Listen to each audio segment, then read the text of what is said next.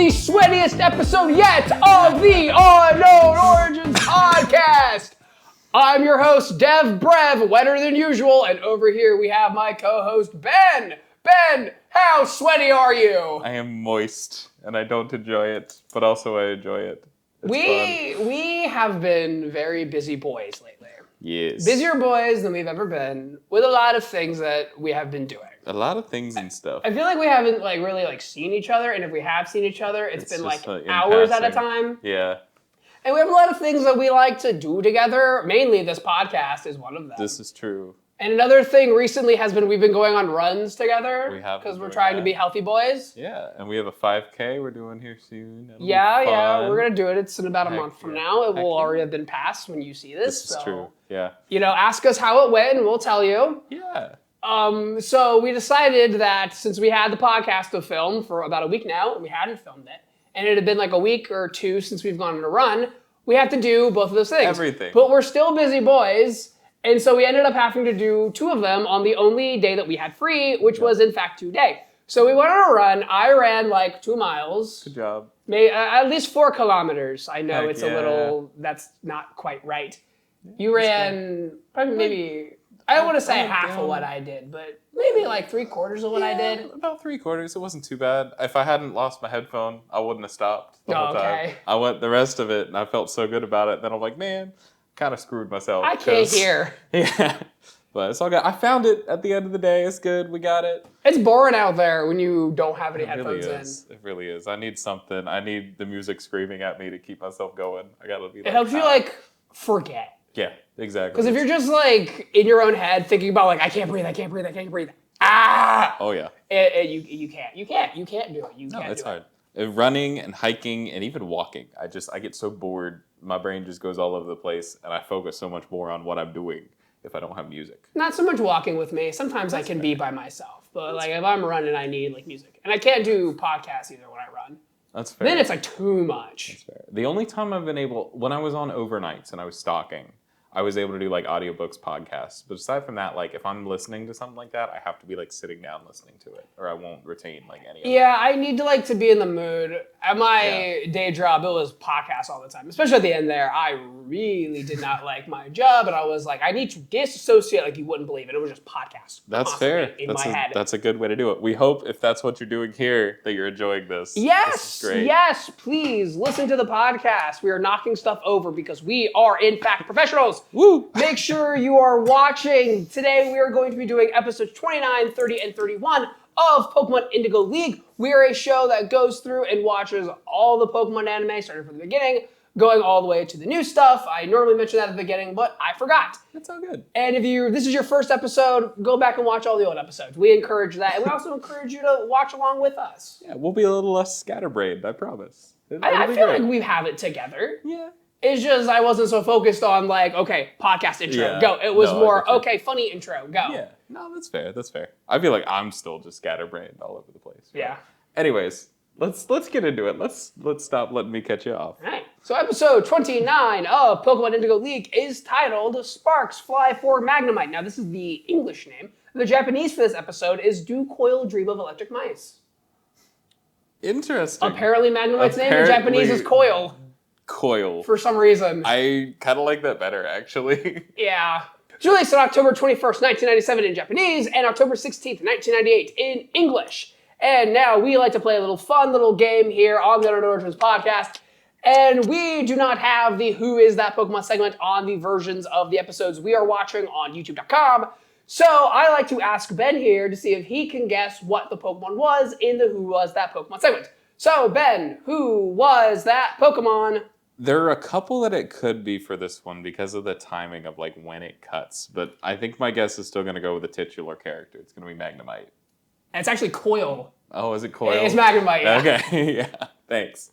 Yeah, I kind of figured. He's pretty prevalent in this episode. The later on other 2 guesses that I kind of had were more towards the end of the episode, so that makes sense. But yeah. There's a lot of Pokemon in this episode, and also the other episodes that we're talking about. There are, yeah. It's not like the other ones where it's okay, it's obvious there's literally only one other Pokemon that appears. There's more I feel like I mainly remember them breaking the Pokedex out once. But in this one especially, they break it out 4 there's times. a few times, yeah. So But yeah, no, I like Magnemite in this episode. I think he's a pretty cool guy. So. Yeah, I was thinking that too. Magnemite's like a cool Pokemon. Yeah, I think he's slightly forgettable because he's just kind of like a ball with magnets. He's just and there's just like there's a lot of Pokemon in Gen 1. This is true. I think I used a Magneton in my Gen 3, one of my like either Ruby or Sapphire when I like went back and played it. And I think that's the only time I've used one. I've never used a Magnezone, even though I do think it's a pretty cool Pokemon. Yeah, it's like hard to get a Magnezone, right? Kind of. That was one of the Gen 4, add them in and then give them like special different kind of ways to evolve. Kind of, because it started out as like you have to find an electric field to evolve it, so like a power plant or something like that. And then now I think it's just a Thunderstone. Like they've kind of retconned Oh, really? it. Yeah. So it's easy now. Okay. But I think Sun and Moon made that change, if I'm not mistaken. Probably. But yeah, just weird little tidbits. All right, so at the start of this episode, the gang are in Detroit. Wait, excuse me. I mean Gringy City. And Pikachu appears to be sick. He can barely stand up, and he's letting off a lot of electricity. And then we also see that Magnemite we were talking about, veiled in shadow, watching the crew. Yeah, he's just kind of a creep for the beginning of the episode. Yeah, he do be. Ash uses those rubber gloves that his mom packed him in episode 1 to run Pikachu to the Pokemon Center, and not sure what help that will do. There's no way that this city has good health care, and then Team Rocket is watching from the sewers. Of course they are, because they're always there. They have to be there. It's a Pokemon episode. Team Rocket has to be there. They got to be there. And I also noticed here, like, they're watching from the sewers. Meowth is really, like, actually the boss of in charge, yeah. This is, like, it's been mentioned before, but, like, I think this is the first instance where I've really noticed. So, like, Meowth isn't one of their Pokemon. He is in charge of these two idiots, and he has to keep them on track. Meowth, Jesse, James, and then Ekans and Coughing. Yeah. But, like, also kind of Jesse a little bit above James. I feel like James is kind of treated as like a... I don't think Meowth feels that way. I think Jesse feels that way. I don't think James thinks about it. That's fair. That's probably why it is that way. James is like, yeah, we're all on the team together. And Jesse's like, oh, I have to tell James what to do. And Meowth's like, I got these two idiots behind me. Yeah, but I mean, in this episode, it panned out pretty well. I think Meowth has a better idea of what's going on than the other two do. So someone's gotta. Someone has to. It's sure not going to be me. Jesse and James are instructed by Meowth to put on diving suits and swim through the sewers to get into the Pokemon Center and to steal Pikachu. Yep. Great plan by Meowth. Fantastic, especially since, well, that doesn't happen yet. I'll hold that off. Yeah. Yeah, we'll hold that off. We'll bury the lead a little bit. Bury the lead a little bit. In the sewage. That's where we're burying it. We are in the sewers. And I was, in fact, right. The city doesn't have good health care because the Joy here is very upset that she got woken up in the middle of the night. She's also just really rude. She just looks at Pikachu and goes, cold. And Cold. just back to bed. Yep. That's it. She mentions too in passing, like, oh yeah, it's a cold, there's nothing to worry about. But like also there are other Pokemon that are in intensive care, like right behind her. She's just kind of doing her what own is she thing. Gonna do about it? Like genuinely, what is she gonna do? I know, but like you could at least like act like, you're gonna do, I don't know. I just it threw me off a little bit how different this Joy acts than the other Joys. Maybe it is just because we woke her up. But... Yeah, I made the joke about this being Detroit, but this episode really is about like the disenfranchisement of cities. Yes. Because I feel like the Pokemon Center is slightly neglected, and Joy is like having a little bit of apathy because of it. She's like, well, if no one else cares to put money into this, like, why should I like care? I mean, fair enough. Like, there's only so much I can do. There's all this smog everywhere. Like, my life sucks. Yeah. Why should I care? No, I get it. I've been there, man. We didn't see a bunch of Grimer clog up the drain of the local hydroelectric plant, and because of this, we see the pump that is pumping air into Jesse and James's suits stop working, and Jesse and James die for the billionth time. Yep. I don't understand how they can keep dying but not dying. Like, this is episode 29, and I think at least probably 15 of these have had a close encounter with death for the pair. We need a death counter for them. We need a death counter. And I feel like it's every episode, because, like, launching yourself, like, thousands of miles that direction cannot be good for your health. No, it's obviously not. I mean, you see the brain damage these two have. The fact of blasting off means they are already dead. Yeah. And then you still add on top of it, oh, they're almost drowning. Oh, they're getting things dropped on their heads. They're getting pumped with like thousands of volts of electricity from Pikachu every minute of every day. Yeah, they do that a lot. We're already at a count of 29, and then you just add on to it. Yep. And there's a lot of adding to do. We'll have to go back and do a death counter. I think that'd be fun. Fun little addition. We didn't see the powers going out in the ICU at the Pokemon Center, and this useless nurse Joy can't do anything about it. And so Ash and the gang head to the power plant, and despite Pikachu being sick, he struggles to come with them. Yeah, he's got attachment issues. It's okay, little guy. My cat does too. Pikachu he thinks he's stronger than he is, and he has bravery, and he wants to help out. Oh, absolutely. And I understand where he's coming from. It's honorable. It's honorable. It is, but also get better, little guy. Don't push yourself so hard. Yeah. You know. Ash and the gang go into the power plant, and Misty feels like there's something following them. There is. It's that Magnemite. It is, and I think this is where they make a comment like a streaker, Yeah, it's a streaker. You mean stalker? I don't know why that got me. I don't know why that was in the episode, but I feel like that's puns off of English. Yeah, but it's pushing it a little for a kid's show. Yeah, I feel I don't know, but I thought it was funny. Misty immediately blames Magnemite for shutting down the power plant, but Magnemite doesn't look like it wants to battle because Magnemite appears to be in love with Pikachu. Yes, that magnetic attraction. Are Pikachu and Magnemites in the same egg group? Do Magnemites have genders even?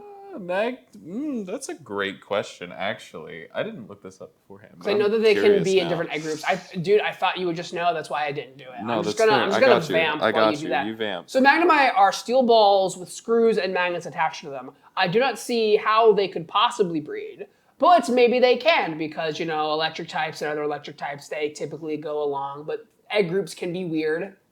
It's true. I'm on the wrong. As we can see that Skitty and Wailord, they can be in the same egg group, and one is a small pink cat, the other is a big blimp, ask whale.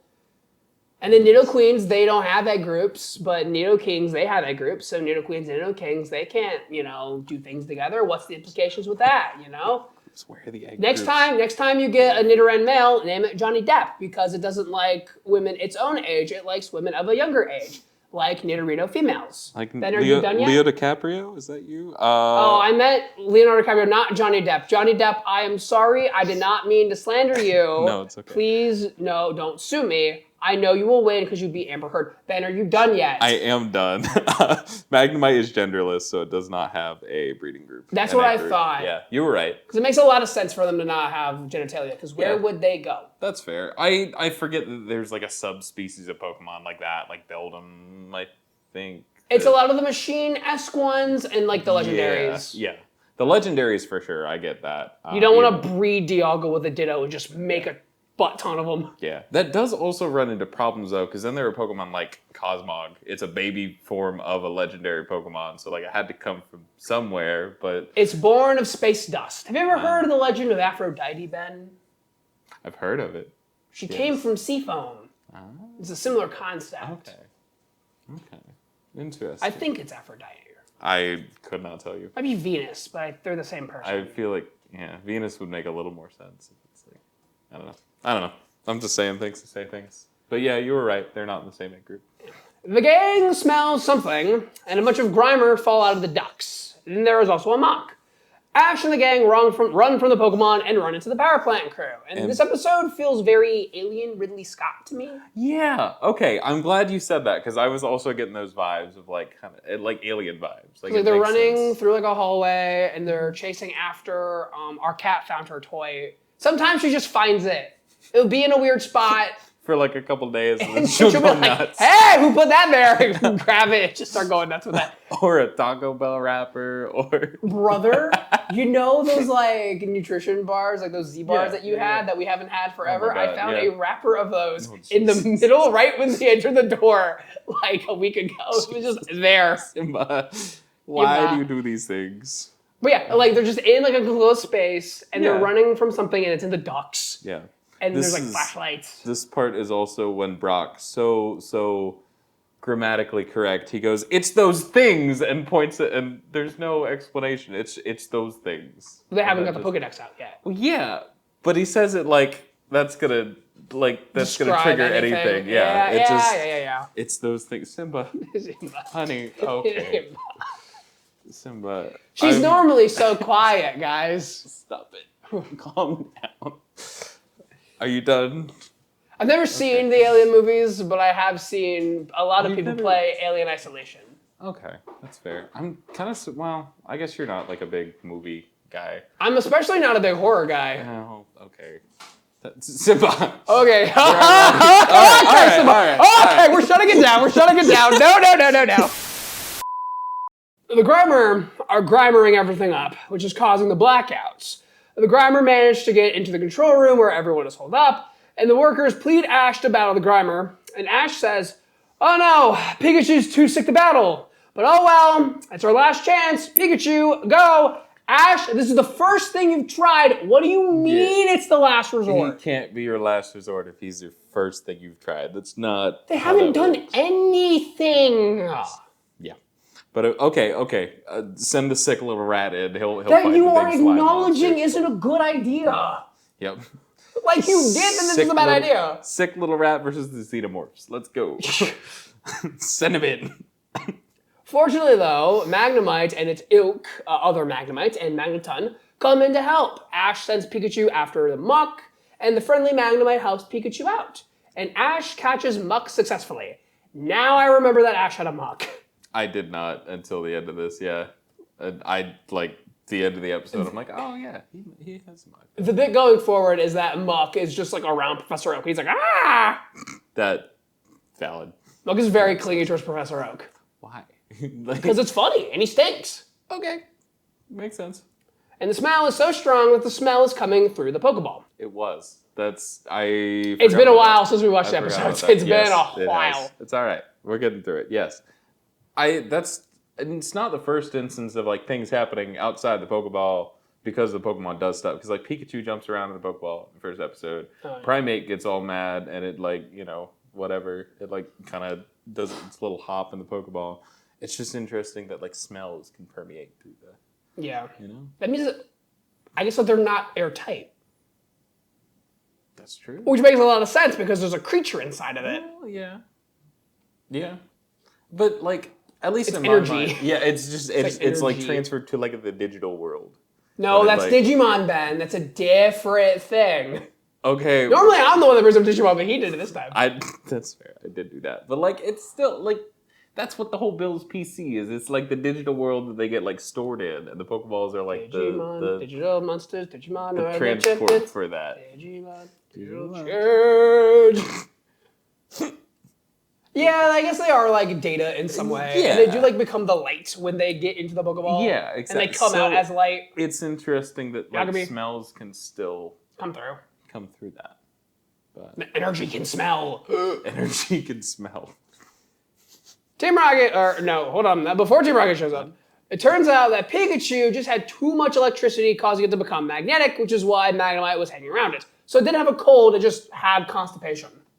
Pretty much electrical It's like- constipation. It's like Puck from ReZero in my that one God. extra episode. Oh my god! I'm pretty sure Subaru made the same joke as I did. Probably did. You're Subaru now. That's your equivalent in that world. How do you feel about that? Please, no. I hate that man and everything he stands for. Oh, I don't want to have Groundhog Day powers. Groundhog Day powers. That's what he has. I What know else would he it have? is, What else but would he like, have?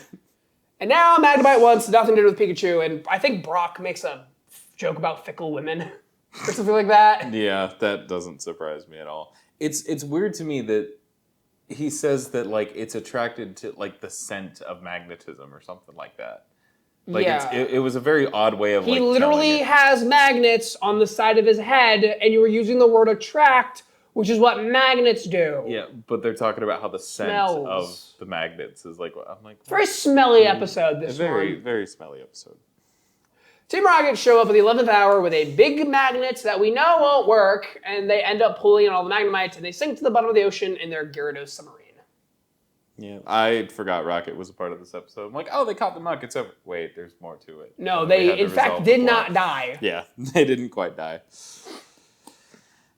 Unfortunately. We get back to the Pokemon Center, and Misty pleads with Joy and Jenny to clean up the ocean to prevent Grimer from coming back. And Joy seems inspired to do better. She does. She kind of changes up her act a little bit. We got an anti-pollution message this episode. Yeah. Not the last message we'll have in our episode we're talking about. No, not at all. There are a couple more.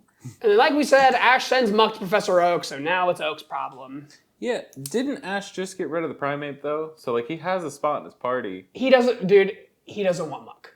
I know, It but, stinks, brother. Yeah, okay. That's fair. We're keeping that spot open for some reason. Yeah, I guess that's fair. I can't tell you what it is. In the games, you don't get a choice, though. If you catch it, it's just stuck with you. I forgot that they explained the whole, like, you Pokedex. just push the button. Yeah, so I guess it does make sense. You can walk around with 5. Yeah, I mean, that's true. But it's not like he sent it away immediately. He got it, was like, this thing stinks. What do I do with it? Oh, I know. Make it his problem. Yeah. Magically make it go away that way. Oh, what is this? Ash sent me a Pokemon. Yep. And then we start that gag. That bit. Yeah. Add this episode to the pile, man. Yeah. This is, it's one of those. It's an episode of Pokemon that I watched. Yep. That's pretty much it. Not one of the worst episodes, not one of the best episodes. Yeah. One of them. C tier, if you would. Yo, that's what we should do. We should tier list when we get to the end of Indigo League. I didn't even think about that. I'm down with that. I would have to make that tier list. That's fine. I doubt it exists. That's fair. I can help with that. I mean, I know how to make it. It's just I gotta make it. That's fair. A lot of screenshots. A lot of screenshots. But we can do it. We got this. So let's forward to that one in like 50 episodes or whatever. Not even. We're like halfway through. True. It's like 54 episodes? Yeah, so it'd be like 24 or whatever, 22 of ours. Yeah. So we're over halfway. Okay. Yeah. Moving on to episode 30. This episode is titled Dig Those Diglets. It was released October 28th, 1997 in Japan, and October 19th, 1998 in English. So, Ben, who was that Pokemon? Was it Diglett? Diglett dig, Diglett dig, Diglett dig, Diglett dig, Diglett dig. Yes, it was in fact Diglett. Okay. That makes sense. There are a lot of Diglett this episode. Yeah, a Diglett. Ash and the gang are in the mountains, traveling to Fuchsia City, and Brock is lost here, which is rare for him. Yeah, usually he's the one that's kind of got his bearings. There's just a lot of mountains around. Yeah, fair. I mean, he can't really see. His eyes are closed 90% of the time. Yeah. So. Team Rocket are here, and they're eating a picnic, but an earthquake interrupts their meal. Everyone investigates, and they see a bunch of trucks and a convoy headed to a construction site. This is very, like, military coded. Yeah, it was odd to see. Like, it looks like those convoys from Indiana Jones. Yeah. Like, with the covered trucks and not, like, full semis. And not, like, construction equipment, but it looks more like military. It was very odd. But the trucks get real messed up. Yeah. A landslide then happens that causes a huge wreck that kills no less than 5 people. You cannot convince me that everyone walked out unscathed. Yeah. This was a horrible wreck. If this happened in real life, we would be talking about it for months. Oh, absolutely. Absolutely. But this is Pokemon, so nobody got hurt. Yeah. As far as we know. And in fact, speaking of that, an Italian man climbs out of the wreckage of the truck, and he complains about the Diglett, who are practically terrorists. Are you sure he's Italian? He sounds very Italian.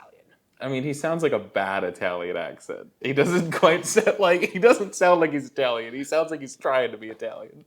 Yeah. This is like, this guy has mafia connections. No. And just wanted to get away from it. And they didn't hire an Italian man. They hired a man and was like, okay, do this guy. I know what I'm gonna do. This is what the foreman sounds like. Hey, stop those Diglett. We gotta, it's the dam. It's the guy the dam. You got the dam. Diglett dig, Diglett dig, Diglett dig, Diglett dig. The Italian man explains that this is a construction site for the Gaiva Dam, which possibly is a play on Give a Dam. This is the English name. Yeah, I didn't get that. But the Diglett keep getting in the way.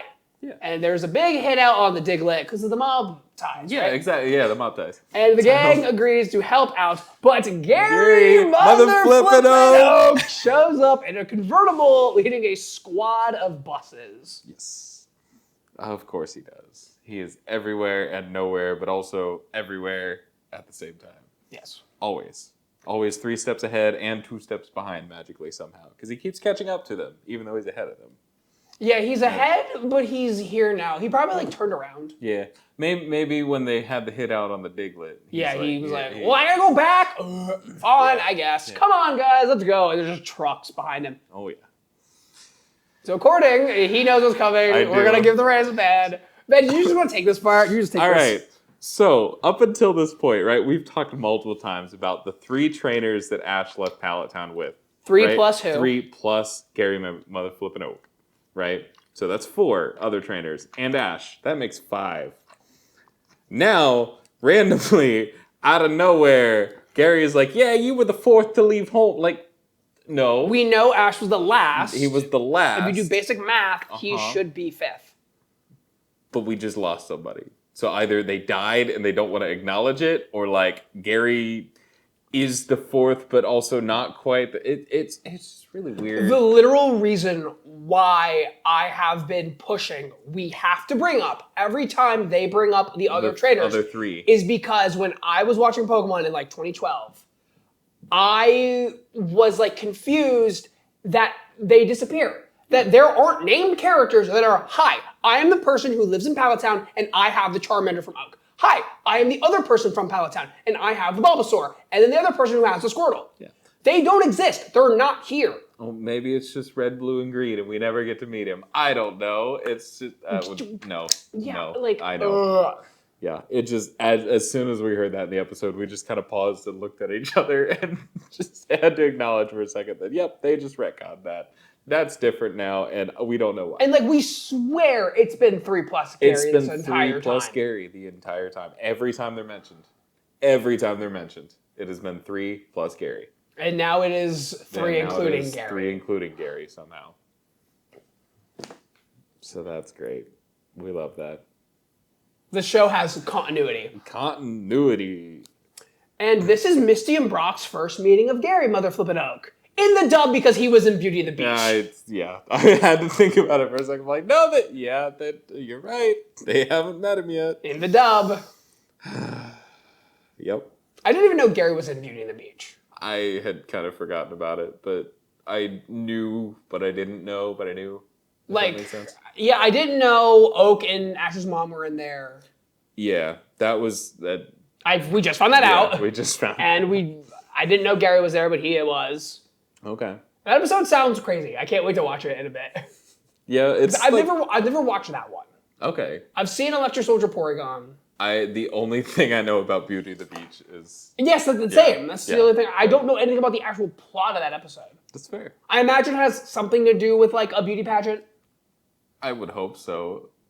If not, the inflatable boobs seem kind of pointless. In the name. Yeah, in the name, but... Gary has a harem of 6 women with him, and Brock tries to seduce them away from Gary. And in the original, they totally call him Oji-san, which means old man. Jeez, I love that. It also can mean, like, uncle. Okay. Or wait, that's Oji-san, Oba. And there's, like, to say, like, Oba is, aunt. Okay. So... Like, it's like you have to, like, hold a syllable over. Okay. It can either be old lady or aunt. Interesting. I'm pretty sure Oba is aunt and Oba is grandma, and then Oji is like uncle, and then Oji is old man, or vice versa. Okay, I gotcha. And now that's like actual like blood, like relative uncle, and not in some cultures they like have like uncle is just an older. No, like actual uncle, like your familial aunt. Okay. So you could mess up and be like, "Hey, old lady." Oh wait, I mean, yeah. You're talking about your Aunt Susie, and you just call her an old lady. I love that. Cool. Interesting. I also noticed that Gary's necklace, I don't know if you saw it or not, looks kind of like a megastone. He has a necklace? He has a necklace on it. It looks like a megastone. Yeah. I don't know. I noticed it a couple times throughout this episode. This part was like the first time, but I swear to God, it's got the same little like spiral as they do. And maybe it's just because like ZA is getting ready to come out, so I've seen You're just thinking about megastones? Yeah. But it looks a lot like with the Colgate logo in the middle. Colgate. That's what it looks like, man. It is, yeah. Especially like Mega Gyarados, where it's got the red and the blue. Like it's got the. That makes sense. Gary is determined to get the reward, and we see that Team Rocket also wants the reward for getting those Diglett. Diglett dig. This is, then there's a meeting held at the construction site, and Ash is sulking because he is behind. And Team Rocket decides to steal the Pokemon of the trainers gathered instead, but James doesn't think that they can win because they have 2 Pokemon and their plans never work. At least he's catching on. At least he's catching on. Then Team Rocket bring up the principle of forced evolution. Yeah. That's a thing. You can do it. Yeah. It's very interesting that that's brought up here. Because I think the first time it's like mentioned in the games is like the Lake of Rage in Johto. Because we talk about that as well. But Gary is being annoying to the foreman, correcting him, and then the Diglett blow up a truck. Diglett dig, Diglett dig. Drio. Gary and the other trainers all try to send their Pokemon, but their Pokemon don't come out, and the Diglett deliver the balls back. Very kind of them. Diglett dig, Diglett dig. Gary and his harem then leave in the convertible. Yep, they're all gone. Bye-bye. It's such a weird, like, everybody throwing out the Pokeballs. And then they can make a pile, and the Diglett are just like, okay, we don't want these. Yeah. You can have it back. At first, I thought, like, the Diglett were, like, popping up, and, like, they were landing on the Diglett, and then it was like, oh, can't catch this. Yeah. Can't open because not on ground. Don't know what to do. Here, have it back. The first time, like when Gary did it. It's a big pile, and I'm like, oh, that's not what that is. But then we'll find out later what's happening. Yeah. So all the other traders leave. We're left with Ash and the gang. And then we see a hot spring scene. Yes, this is important to the plot. There has to be a hot spring scene right now. And then the hot springs get drained, and then Ash and the gang are like, what's going on? And then they go investigate.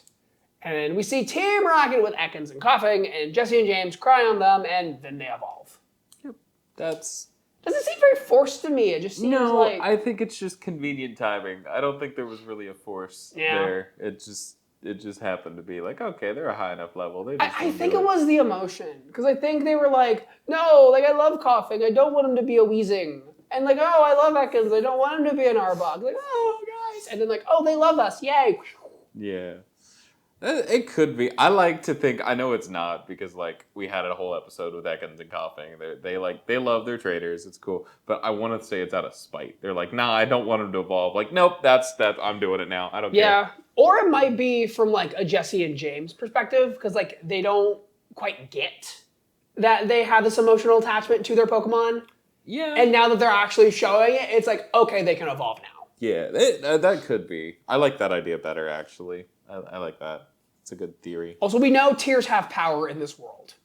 Yes, as we will see later. As we will see later. One of the most emotional scenes of any movie to ever exist. Diglett dig, trio, Diglett dig, trio. The gang follows the Diglett, and we see that the Doug trio are tilling the soil, and the Diglett plant the trees and stuff. And the foreman then shows up and sees the errors of his ways, and that the dam would destroy this area. Yes. Nice little environmental lesson here. Yeah. That's why the Pokemon didn't want to come out, because they understood that the Diglett are just trying to protect their home, and that the humans suck. Yeah, exactly. It's almost the same plot as like the Tentacool episode, where it's like, hey, the Pokemon live here. The humans should not mess with that. Yeah. Like, go away. More than an environmental message. Yeah, exactly. Which is a good message for children. Show to be having. Yeah. It's a little forced. Because I feel like there are more subtle ways to do this, but we only have so much time. Right. And like we have to shove Team Rocket in there every episode, and we have to... And we're not making the whole like show about this. Yeah. You know? Yeah. That's true. It's not Captain Planet. It's Diglett dig, trio. Rocket shows up, but when it gets to Meowth, he just says, you know the rest. Even he's getting bored. Yep. We don't have time. We're very late in the episode. Rocket unveils Arbok and Weezing like it's a festival, and they're wearing kimonos, and there's even fireworks. Very Japanese-esque way to do this. Yes. Ash sends out Pikachu and the starters, but Arbok and Weezing escape underground. Yeah. However, Diglett knocks them out of the tunnel and into the dam, destroying it. Diglett dig. Yeah. I had a little note about Ash doing like a 4-on-2 battle, and like they've retconned so many things already. Ash about also like, wants to just get this done and that's over with. Fair, and I understand, but like they've talked so many times about how like, oh, you got to play by the rules, you can't be unfair, and now they're Ash is done, man. He's done with Team Rocket and their BS. Also, they always have Meowth active. Yeah, it's more like 4-on-3. Okay. little more fair. I can see that. I will accept it. Move on. The first one on the pile. It's got a good message. Yeah. It's kind of like the last episode, but it's another one. Like we watched. Yeah, we watched it. It was okay. C tier. Meh. Yeah. Mid. Episode 31 is titled The Ninja Poke Showdown, released November 4th, 1997 in Japanese, and October 20th, 1998 in English. So, Ben, who was that Pokemon? Venonat. Yes, it was Venonat. Nice. 3 for 3 this Nice. time. Good There job, we good job. go. Heck yeah. Yeah, no, that makes sense. Venonat's a pretty prevalent part of the episode. The gang are in the bushes, looking for the gem. And they stop by a waterfall, and Psyduck is drinking from the waterfall while Brock is grooming Vulpix. Misty wants to trade Brock, but Brock doesn't. We see a Venonat watching from the trees. A lot of these episodes just start with the gang being watched. Yeah. Like the previous episode with Magnemite, the episode with the wrestling with Rebecca was watching. Rebecca was watching Hitmonchan, but they ended up showing up, and she was watching them anyway. The creepy girl in the ghastly Yeah. episode. There's a lot of these episodes just start The with other like ghastly haunter Gengar episode too. Yeah. Yeah. There's a lot of that. That's interesting. the Sabrina episode with the girl in the woods with them. Yeah. Like They just like that. that's such a crutch for them. This is weird.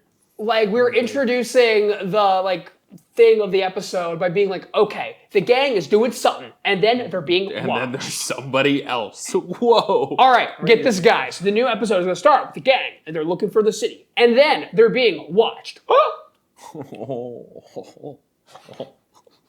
don't know.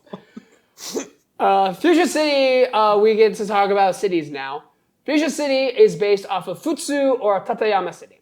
Futsu City is located closer to the quasi-national park, and Tateyama contains a lot of historical buildings. Okay. Now, it is to note that we don't actually go to Fuchsia City. Like, the gym isn't in the city for some reason in the anime.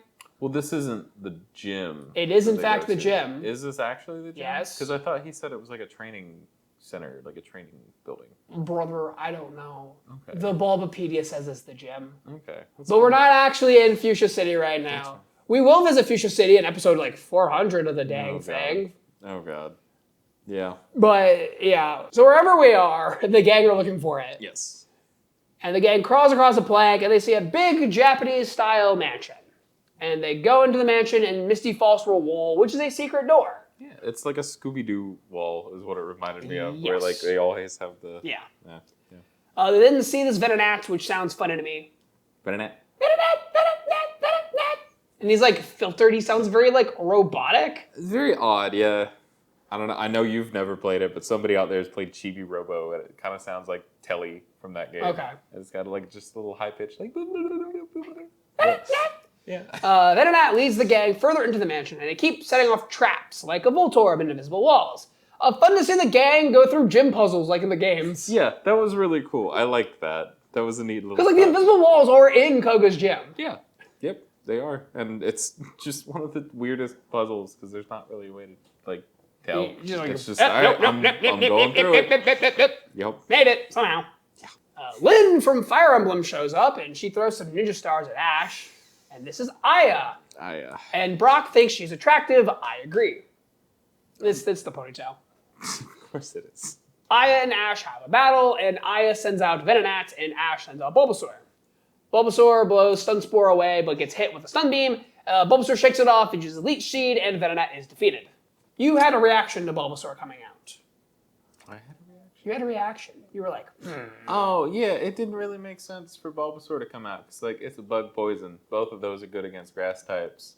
You have a fire type. You have a water type as neutral to it. You have an electric type that's, it's not a flying type. But when it evolves, you have an electric type to use against it. Bulbasaur is just very not a good pick for you have a Pidgeotto? Yeah, exactly. I don't know. You could have had a Monk. You could have a Krabby. You could have had a Butterfree. You could have had a Primeape. Yeah. Any one of those I feel like would have been a better option. But Bulbasaur works, I guess. Cool. Voltorb explodes into smoke, and then Koga appears. So remember last time we were talking about, or not last time, but there was a previous time we had gym leaders, and we were talking about their name origins. Yeah. Do you know why Koga's called Koga? Why is Koga called Koga? It's a name derived from Kogaryu, which is a ninja school. Oh. That makes sense. Yeah, in my head, in that episode, my sentence was like, I know every other gym leader name and why they're named that. And I was like, wait, Koga. And in my head, I was like, wait, I don't know why Koga's called Koga. That's fair. I feel like Sabrina the Teenage Witch is like my favorite of the first gym. Like name origin wise, I think that's the like coolest. But yeah, okay. Koga's a ninja school. Interesting. Or reference to it. Yes. Yeah, that's cool. Team Rocket is outside, and Meowth has a new voice actor. Yeah. Oh my god, yeah. Very, very noticeable. You want to tell them the story of what was happening in this? So Devon had looked something up for the episode, so he already knew it was coming. He knew there was a different actor. But as soon as Meowth started talking on the episode, I look over at him, and he's just not paying attention. Like, he's watching the episode, does not look at me at all. He's on his phone making notes and stuff, and I just keep staring him down for a second. And then he goes to pause the TV and say something, and he looks me dead in the eyes. I've been staring at him for like 2 minutes now, and we both just cracked up. I just go like, oh yeah, that's a new voice. I don't think I looked at you. I was like, oh yeah, that's a new voice actor. And then I looked. He was like, yeah, I know. He just had no reaction to it. I'm like, why didn't he say it? And then I realized that I was looking up trivia, and it was like, this is the last episode as Nathan Price's Meowth. I was like, oh, okay. I was like, oh, yeah, by the way. Yeah. So I noticed. So speaking of, the previous voice actor was Nathan Price, and he was recast this episode as Maddie Blaustein. Sorry if I butchered your name, Maddie. It's worth mentioning that Meowth's Japanese voice never changed. It has always been Inuko Inuyama. Interesting. Meowth will have one more voice actor. Mm-hmm. Yeah. In the future, yeah. I did know that it's not the same as what it is now. But Japanese voice actors, like, have their role for life. Oh, yeah. Oh, yeah. And I like that. I think that's a good way to do it. They've grown attached to that character. They know the emotions. They know that, you know. And they do that sometimes with, like, dubs, too. I know that, like, the Naruto's voice actress loves when they release new games. Oh, yeah. Because she's like, new paycheck coming in. Fair. Because I think they released, like, there's a law where, like, they have to come in to redo voice lines. Like, legally, they cannot reuse lines that they've already recorded for video games. Oh, that makes sense, yeah. For, like, SAG reasons. Okay, that makes sense. So, it's like, she always just gets to come in and be like, all right, I get to say the same stuff again that I always did, like, a couple years ago. Time to get an easy paycheck. Let's go. Fair. This is a little unrelated, but the voice of Hades in Hercules, he absolutely loves doing the character. So anytime that the character's in anything, he's like, give me the chance to do the role. Like, I'll do it no matter what. Like, it's like, please, don't be greedy. Yeah. Please, Disney, please. That's why I always like the Kingdom Hearts games, the Hercules worlds, because it's always him. It's always very, like, prevalent. Like, I can tell it's him. It's really cool. It's not Tom Hanks' brother. Yeah. It's not the genie from Kingdom Hearts, who was voiced by the same guy that did Homer Simpson. Fun fact. Yeah, it's really weird. I love Kingdom Hearts. It's a really fun game. Sorry, wrong guy. Wrong guy, yeah, sorry. 10,000 years in the lamp gives you such a crick in the neck. Sorry. Can we retake that one? Yeah. Oh, while the fight scene's happening and everything in the background. Yeah. Marge. Thank you. This episode is like Game of Death and or Enter the Dragon. I don't know. I've never seen them. But this reminded me of the SpongeBob episode, Karate Island. So I looked up what inspired that episode, and it was those two. I think it's more Game of Death. I couldn't tell you. I love that that's the parallel you drew. And I mean, I get it. You saying that. For some reason, when I watched that Karate Island episode of SpongeBob, I looked at it and I said, this is a reference. I swear it was like the first time I ever understood what a reference was in my life. Okay. I didn't know what it was referencing.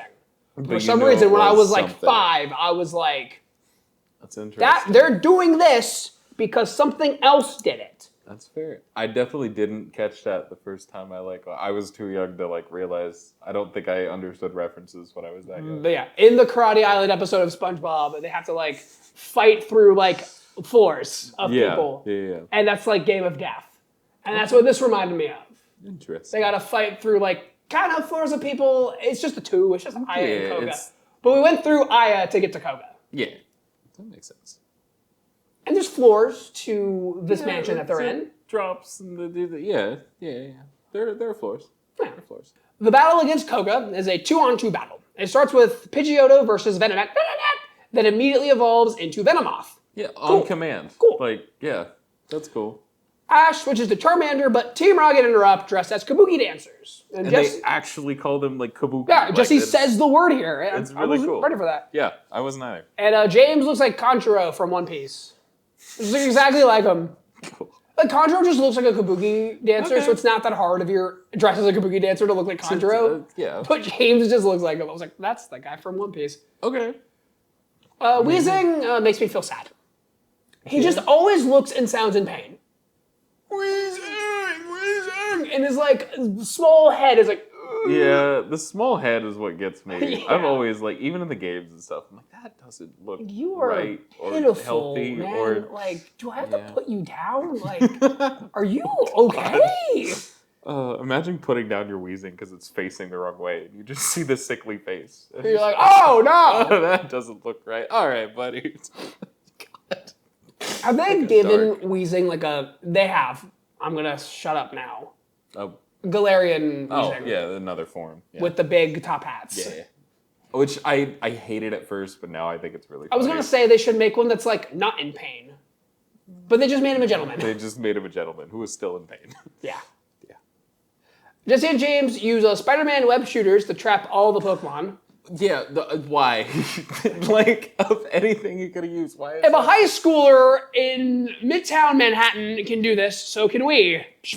Yep, fair enough. Misty accidentally sends out Psyduck. Psyduck wants to battle, but also doesn't. Misty calls for Tail Whip. Psyduck does it. It does nothing. And then Psyduck goes for Scratch, and he gets bitten by Arbok. Yep, he's not doing too hot. He's poor thing. Koga blows up Team Rocket with Voltorb, but they're just smoke bombs, and the gang escapes to a sledge room. And Team Rocket immediately just come back into the room, and James says the funniest line ever of, I seem to be losing my Leaquilibrium. Leaquilibrium. It was so stupid. Like Leaquilibrium.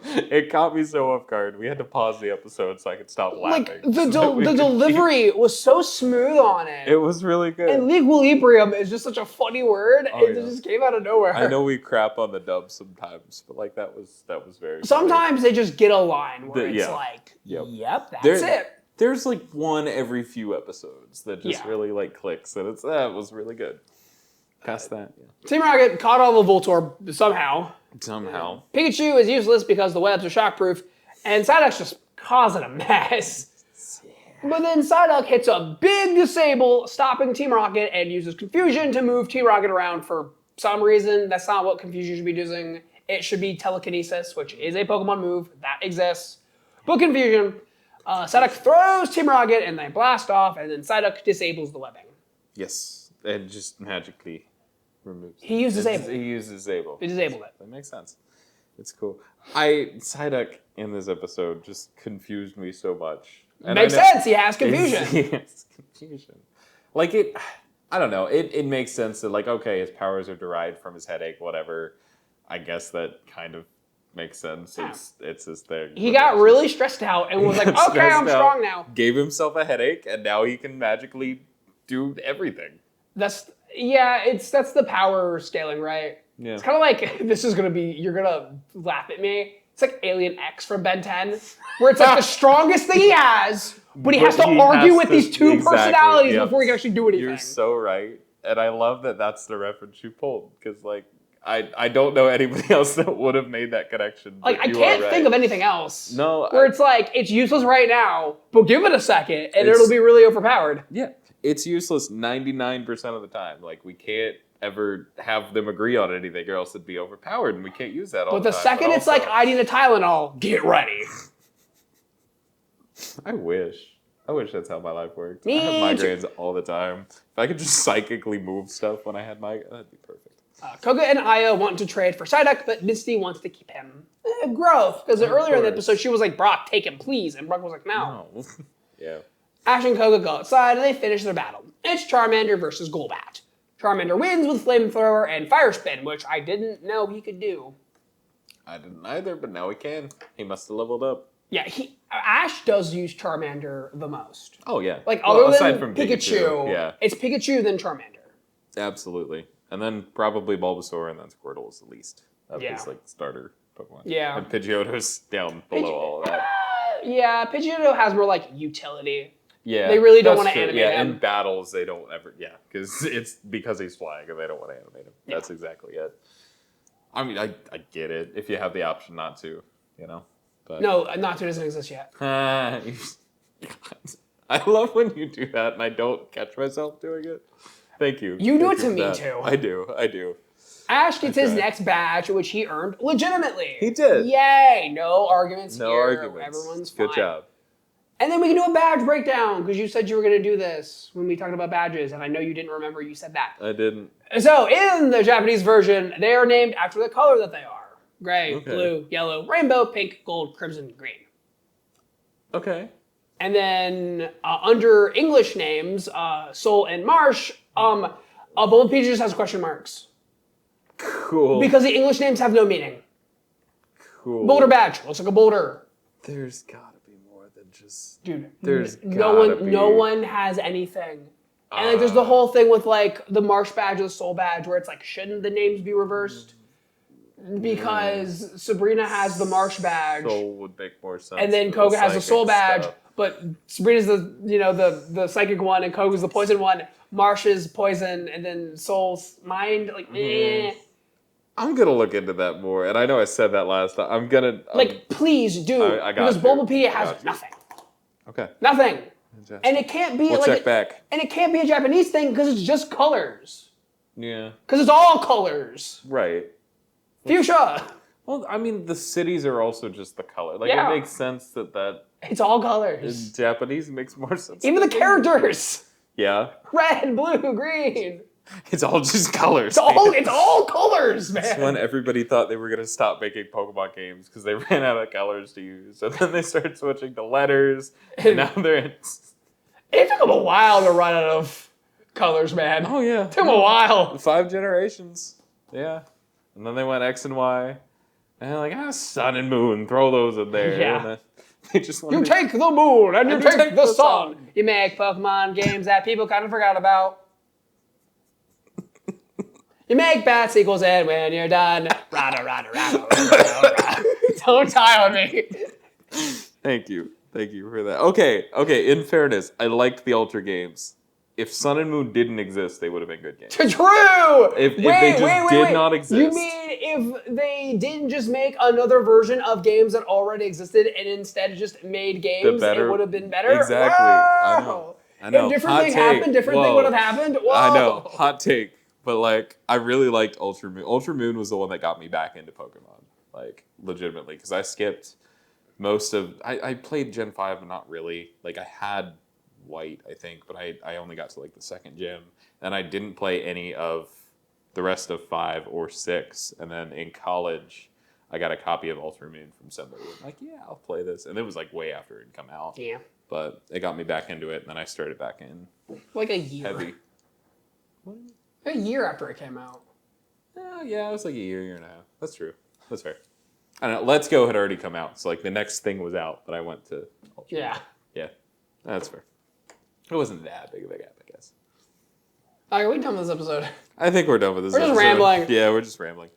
All Sorry, right, guys. next time we're going to be talking about episodes 32, 33, and 34 of Pokemon Indigo League. Do your homework, watch the episodes. It'll be fun. That'll be fun. You can know what we're talking about. Yeah. You can find me at DevBrev on all platforms. Ben, where can they find you? Discjockeymonkeyboys, anything music around Ohio, you know where to find us. So until next time, trainers, gotta watch them all.